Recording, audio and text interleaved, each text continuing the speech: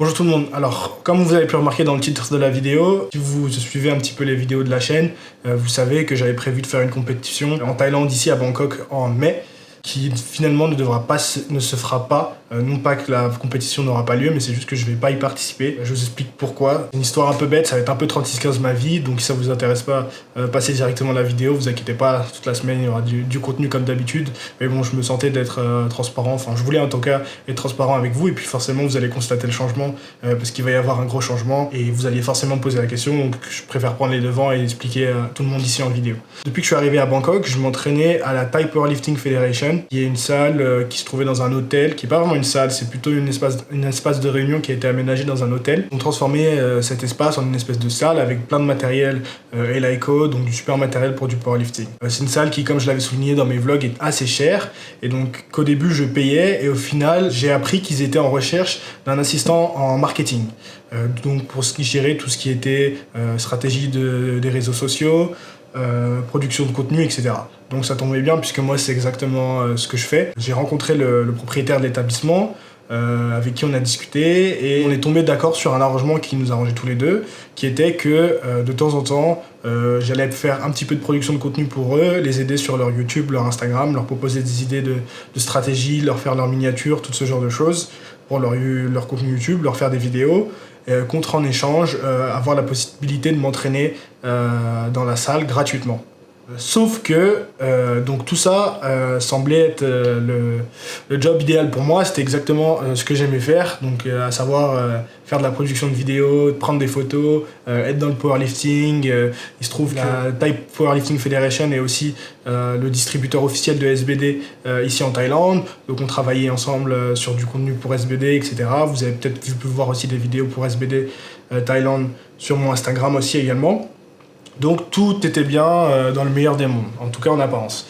Et au final, je me suis très vite rendu compte que déjà ils avaient pas mal de problèmes. Les coachs étaient obligés de faire genre 4 vidéos chacun par semaine, ce qui fait que le contenu, donc ce qui est énorme, hein, si vous faites pas de vidéo vous-même, ce qui je pense que c'est le cas de 99% de la plupart des gens qui regarderont cette vidéo, 4 vidéos par semaine c'est énorme. Ils devaient faire le montage eux-mêmes, se filmer, etc. Sachant qu'ils avaient pas forcément c'était pas forcément leur qualité, ou c'était pas forcément leur passion, qui en résultait avec du contenu un petit peu bâclé, des vidéos très courtes, et eux qui n'avaient pas forcément la motivation de faire plus, étant donné que la cadence, même s'ils voulaient bien faire, la cadence était insoutenable en fait. Très vite, j'ai essayé de changer les choses, de diminuer le rythme de vidéo, mais de faire des vidéos un peu plus qualitatives, et je me suis très vite heurté au système, j'ai envie de dire de TPF, mais j'ai un peu envie de généraliser dans le sens où c'est un peu le système asiatique, dans le sens où c'est très dur.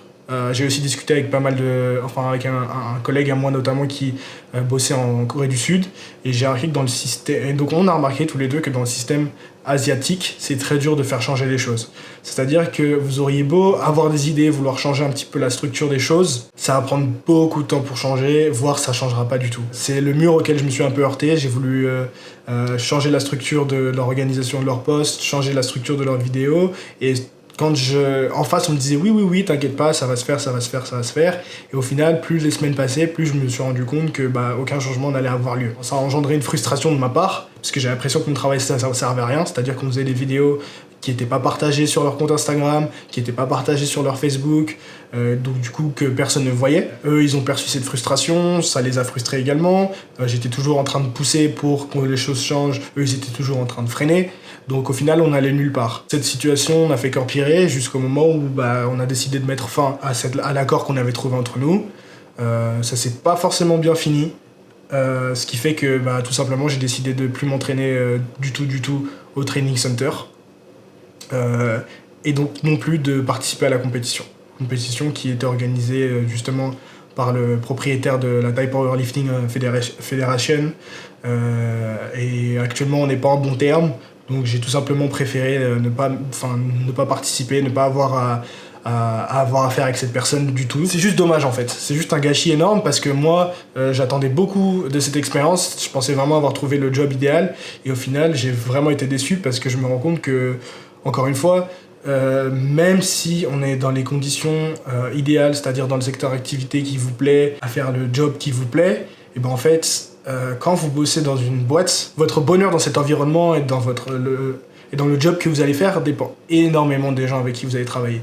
Et je sentais que dans cet environnement, en fait, j'en revenais à détester ce que j'aimais le plus au fond de moi faire, en fait. Et c'est dommage, c'est vraiment un gros gâchis, non seulement d'un point de vue pro, mais aussi d'un point de vue personnel et powerlifting, tout simplement d'un point de vue sportif. J'étais sur cette compétition, moi, pour découvrir ce que ça faisait un petit peu les compétitions hors de France.